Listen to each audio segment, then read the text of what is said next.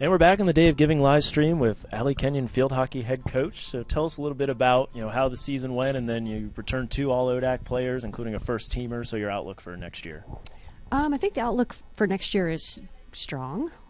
We've been young for the last couple of years, and I think our most talented class is coming back.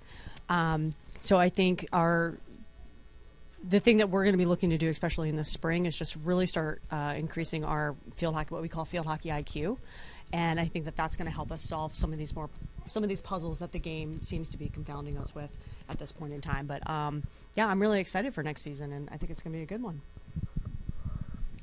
What are some of the challenges you guys face? I know I play golf here at Bridgewater, and the ODAC is. I wouldn't say it's not it's annoying's not the right word, but it does get old after a while when you play well and still aren't at the top of the pack. You just have to play so much better. What are some of the challenges in competing in such a tough conference?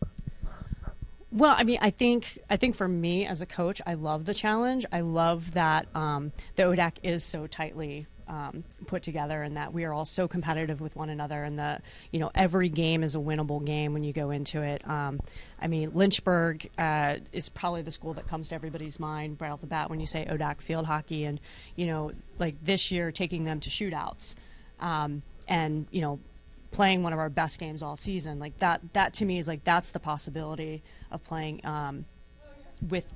playing with such high caliber programs. And I think the key to it is to be scheduling teams out of conference who are going to push you and challenge you just as much as your in-conference opponents, so that you're ready for that challenge.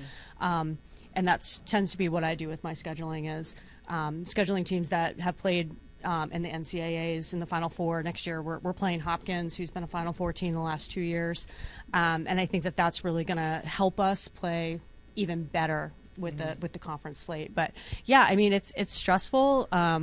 You used the word annoying, and that's definitely come out of my mouth from time to time. But I think the challenge is great, and it just makes everybody in the conference better. And and just kind of you have that mindset at every game you go into, like this is our game to win. So let's go out there and put our best foot forward and see where the cards may fall.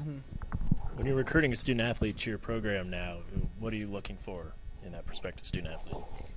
I think for me, with recruiting the prospective student athletes, is we're really kind of looking for those intangibles. I mean, obviously, every coach is looking for that athlete who has the skills to play and can help benefit the team. For me personally, they don't have to be that polished of a player skill-wise, because I feel like that's part of my job, is to get them polished up and ready to go. And if they're committed, I can, like my goal for each individual player is to make them the best player they can be in the 4 years that they're here, as long as they have that same commitment and that same outlook. For me, I'm looking for a little bit more of those intangibles. Are they responsible? Are they making good choices?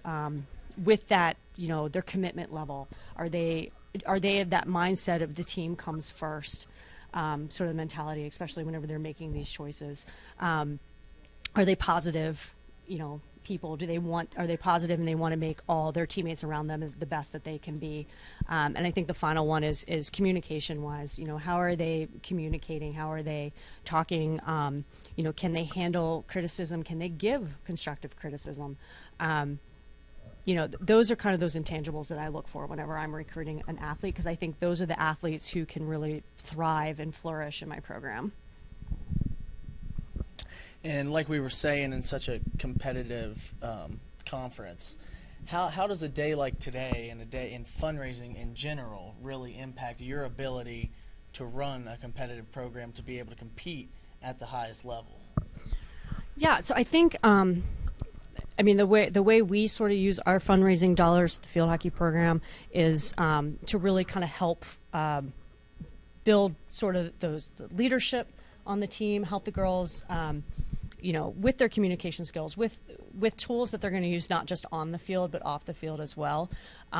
Something else that I'm a big fan of, kind of training gadgets and tools sort of thing, just to, I think